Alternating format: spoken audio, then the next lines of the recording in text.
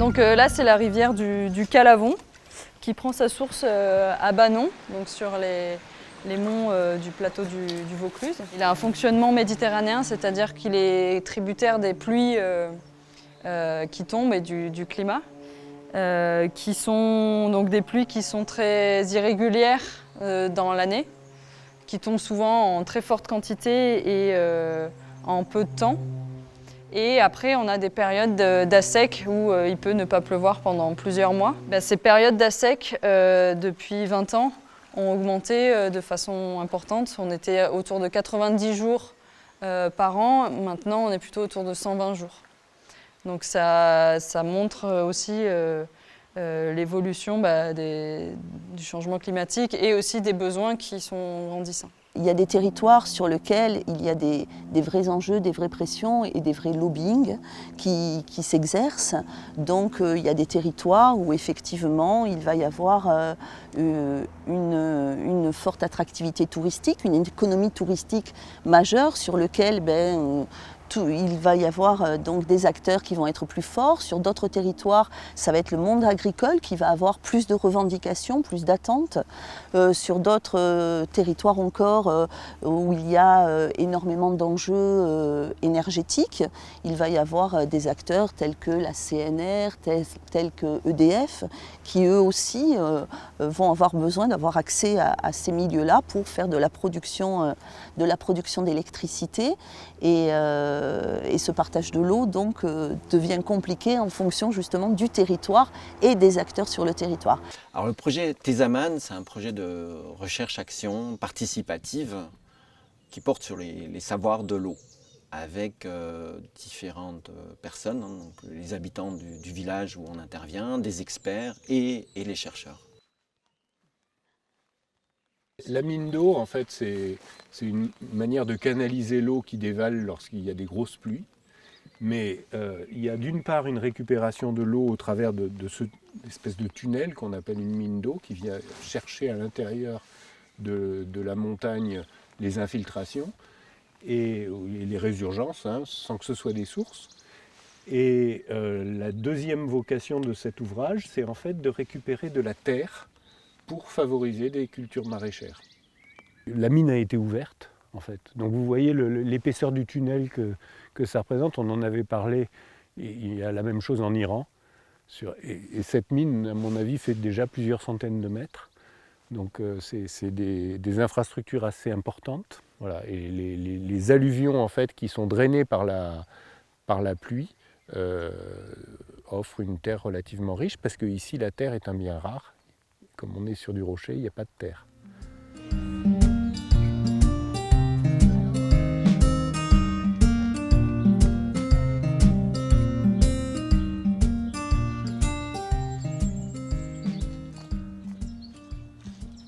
On a installé différents systèmes qui nous permettent de récupérer l'eau des gouttières et de les stocker de plus en plus, surtout cette année. Et donc l'idée, c'est d'utiliser l'eau de pluie pour les toilettes. Donc ça, on arrive à réduire un peu notre consommation d'eau potable pour les toilettes où il n'y a pas besoin que ça soit traité et tout ça.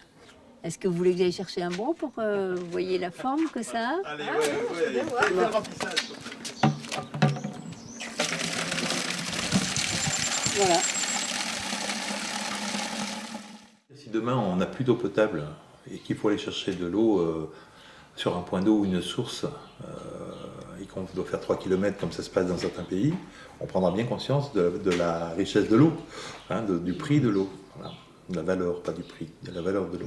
Donc on a inversé les gouttières, la canalisation passe là, donc elle rejoint celle du haut, et du coup on arrive sur les 4 cuves qui sont de ce côté. Voilà. L'accès aux vannes, c'est juste deux planches qui se glissent là, puis là j'ai dévissé. Et donc on a mis là, ça c'est nouveau, ça il n'y avait pas avant, il n'y avait que ça. Et là on est en train de mettre l'irrigation au goutte à goutte. Moi je n'ai jamais utilisé d'eau potable pour le potager, ni pour les fleurs. Ça, hors de question pour les fleurs d'arroser avec de l'eau potable. Donc, après, il faut économiser beaucoup. Quand on n'avait pas ces 5 mètres cubes, on avait quand même on a toujours eu ces ces poubelles-là qui ne sont pas belles. Mais c'était bien pratique avec le robinet. En économisant, on pouvait tenir à peu près l'été quand même, voilà, en faisant attention. Alors, le terrain en France, nous avons une enquête par entretien essentiellement sur les usages sociaux de l'eau, que ce soit l'eau en habitation, l'eau pour les loisirs ou l'eau agricole. Et notre questionnement portait sur les usages sociaux de l'eau, les représentations, les savoirs relatifs à l'eau comme environnement, comme pratique. La communication non violente, elle a été développée par Marshall Rosenberg dans les années 70 aux US.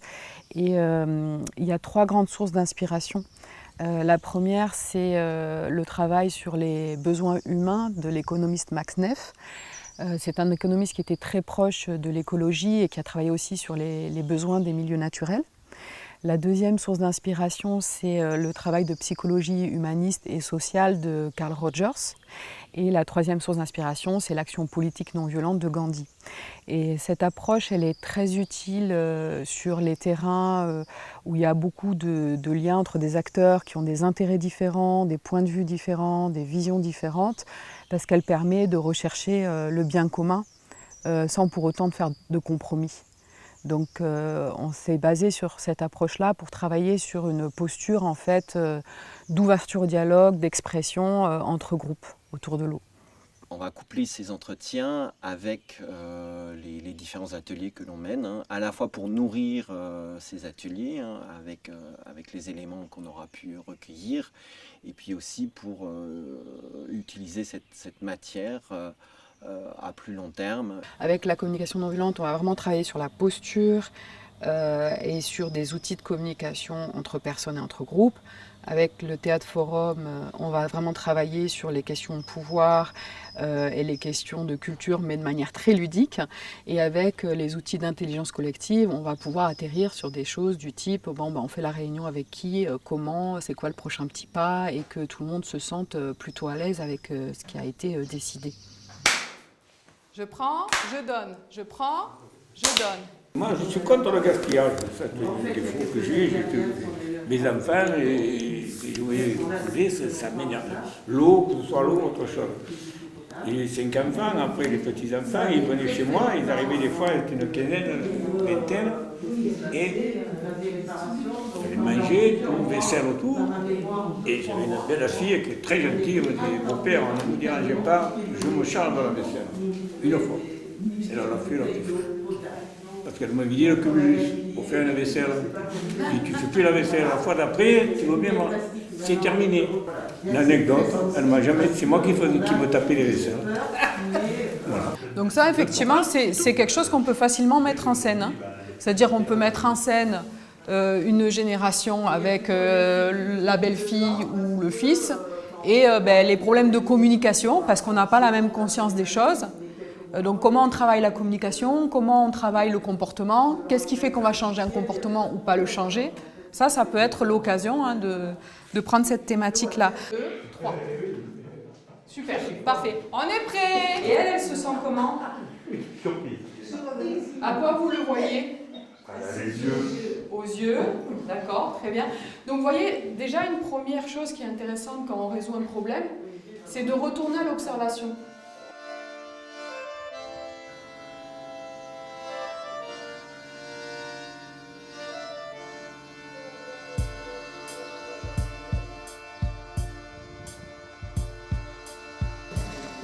C'est quoi ça, comme chiffre? 9. Toi, tu vois quoi? Et toi? Je vois 9. Voilà. Donc ça, c'est juste, c'est pas pour tomber dans le relativisme scientifique, hein, mais c'est juste pour rappeler que c'est très difficile la vérité absolue. Et donc, dans les processus de concertation, on va être obligé d'accepter que l'autre y voit autre chose, parce qu'il est placé ailleurs.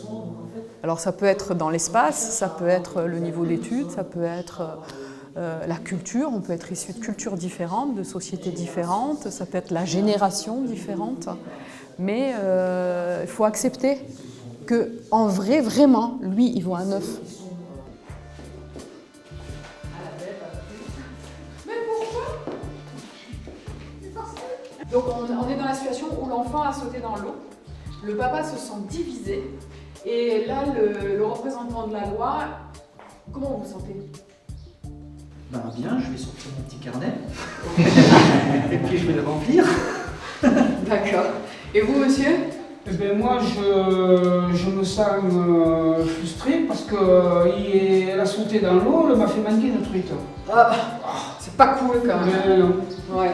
Ok, qu'est-ce qu'on pourrait faire d'autre pour les aider? C'est un vrai sujet, parce que tout le monde est conscient qu'il y a un problème, tout le monde est conscient qu'il y a un problème, tout le monde imagine avoir la solution, et on arrive très difficilement à trouver les terrains d'entente. On découvre l'outil CNV, et je trouve ça très intéressant, pour justement, dans les réunions publiques ou dans les groupes de personnes, pouvoir parler, ce que tu disais, sans jugement, pouvoir échanger, voilà. Ouais. Moi, il n'y a pas de, je vois pas de pépin, en tout cas dans la séance. Ce que je retiens, c'est à la fois cette idée que malgré la diversité des gens, la complexité des relations qui peuvent naître et des interactions qui peuvent naître à tout moment, donc ça c'est quelque chose qui a priori qui est effrayant, enfin quelque chose d'effrayant. Et ce que je retiens, c'est que alors moi je ne connaissais pas du tout ces outils, notamment de CNV, mais c'est cette idée qu'on puisse creuser, descendre jusqu'à un niveau où on atteint quelque chose à un moment donné, tu as dit, d'universel, ce que tu appelles les besoins en fait, donc c'est ça. Quelque chose d'universel où là on ne peut pas faire autrement que de reconnaître, je ne dis pas comprendre, mais en tout cas de reconnaître quelque chose que soi-même on peut prouver. Ça, je trouve que d'une certaine façon c'est assez rassurant.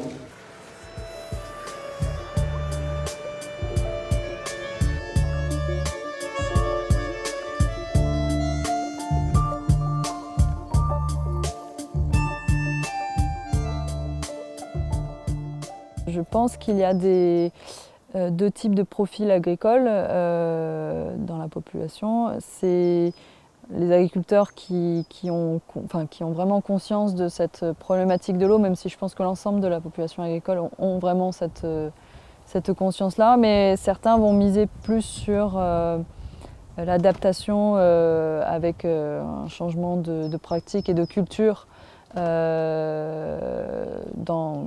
leur pratique, et d'autres qui vont plus miser sur les ressources de substitution en allant creuser plus profond le forage pour pouvoir aller chercher une ressource plus profonde et plus abondante.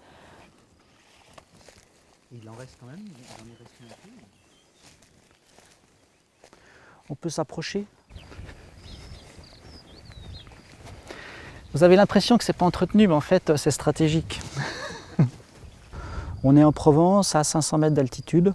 On n'a pas d'eau du tout, c'est-à-dire que l'eau de la ville pour la maison, mais pour les cultures, l'irrigation, on fait tout avec des récupérations d'eau de pluie.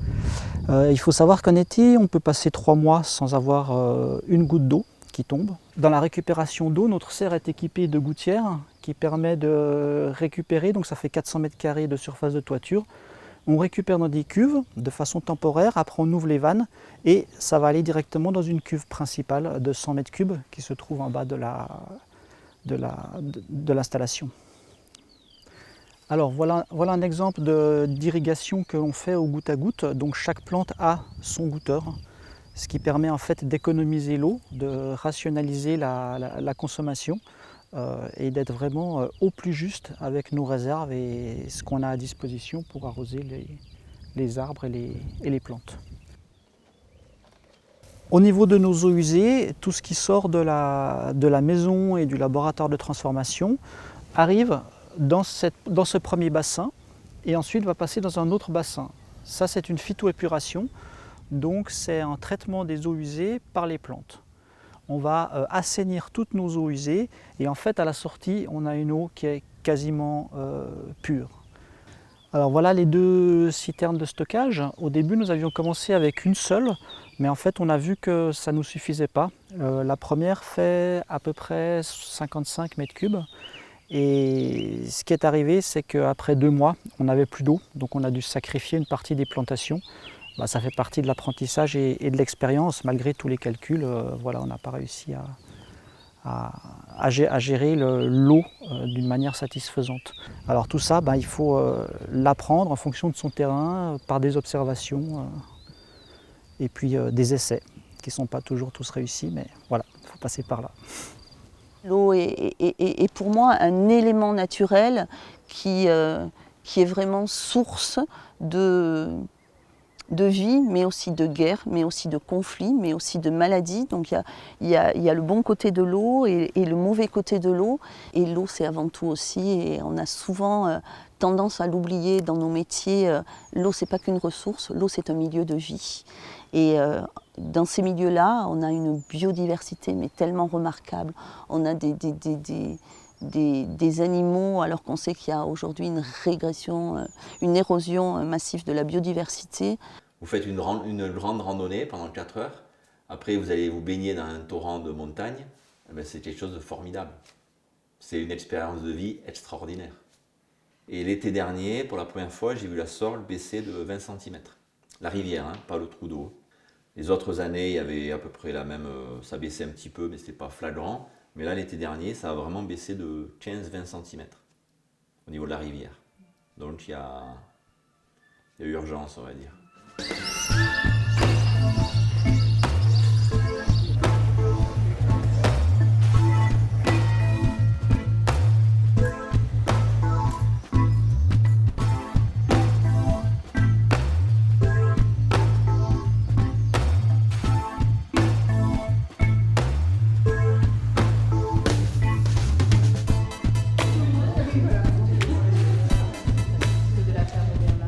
Tu fais une croix sur ce sur quoi tu auras envie de travailler.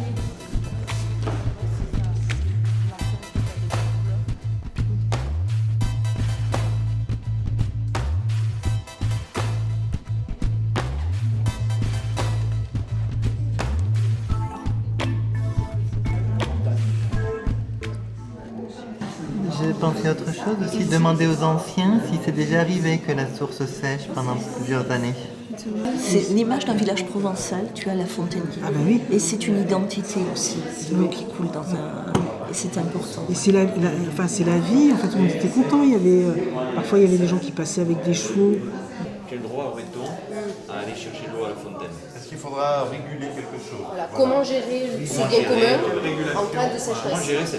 Faire appel à un sourcier, repérer la source et avec un appareil pour détecter l'eau, retrouver l'écoulement, se renseigner si cela est arrivé à d'autres sources dans la région, voir la topographie, demander aux anciens si la source a séché pendant plusieurs années. L'idée maintenant, c'est de se dire, par rapport à tout ce qu'on a entendu, comment on pourrait s'organiser pour les prochains petits pas. Donc j'ai remis des questions très très basiques. Pourquoi on fait ça? Les raisons, c'est qu'il n'y a plus d'eau à la fontaine. Pourquoi on veut le faire, c'est-à-dire l'objectif qu'on veut atteindre, le pourquoi en 2 mots. Donc là, j'ai marqué pas mal de choses. C'est peut-être pour boire, les humains et les chevaux, pour créer un lieu de convivialité, pour fédérer, pour restaurer une identité, un symbole de vie, pour inspirer d'autres projets dans le village et à l'extérieur du village, pour sensibiliser vis-à-vis de l'eau et pour échanger des savoirs. J'ai rencontré beaucoup de plaisir en fait dans ce processus, dans nos échanges, dans les petits groupes là, et voir. Moi j'aurais une tendance à dire ah mais les verres c'est plus confortable, c'est mieux et tout ça, et de me rendre compte que c'est François qui m'a un peu aidé, que en fait de prendre en compte les côtés négatifs ça n'avait pas de mal, ça pouvait être intéressant. Donc je trouve que ça met en éveil ça met en valeur nos tendances et les choses aussi qu'on a une tendance à ne pas trop regarder. J'ai bien apprécié aussi le fait, notamment dans la question du chapeau, d'être un petit peu en binôme ou en trinôme avec une personne du village et quelqu'un qui avait un regard extérieur. J'ai trouvé ça très très riche. Il fallait apprendre, il fallait avoir disons entre guillemets peut-être la modestie, l'humilité, d'avoir l'impression de perdre du temps. Et en fait, ce temps qu'on a eu l'impression d'avoir perdu, ça nous en fait gagner dans la construction de notre projet parce que on va pouvoir le construire de façon plus apaisée. Et j'espère que je saurai, quand on aura des réunions, je saurai appliquer ce que tu nous as fait travailler pendant 2 séances, l'écoute bienveillante, la mise à distance de tout jugement, l'espèce d'empathie avec l'autre, mais sans perdre la propre empathie pour soi. Et pour moi, ça a été formidable. Je vais te dire, moi, c'était vraiment très bien. Dans des ateliers de théâtre forum CNV, par exemple, on a énormément d'éléments sur les représentations, sur les savoirs, sur les rapports de force, sur les stéréotypes, sur ce qui fonctionne et ce qui ne fonctionne pas en termes de communication, de concertation. On a aussi des éléments sur les potentiels et les goulots d'étranglement dans la manière de faire du partenariat, par exemple. Donc il y a énormément d'informations qui ressortent et qui ressortent de manière beaucoup plus vive, beaucoup plus claire que dans un focus group, c'est-à-dire un entretien collectif ou bien dans un entretien individuel. Donc c'est une matière qui est très très riche et qui peut être analysée par le chercheur derrière, mais aussi par l'acteur qui l'a vécu et qui a participé à l'atelier.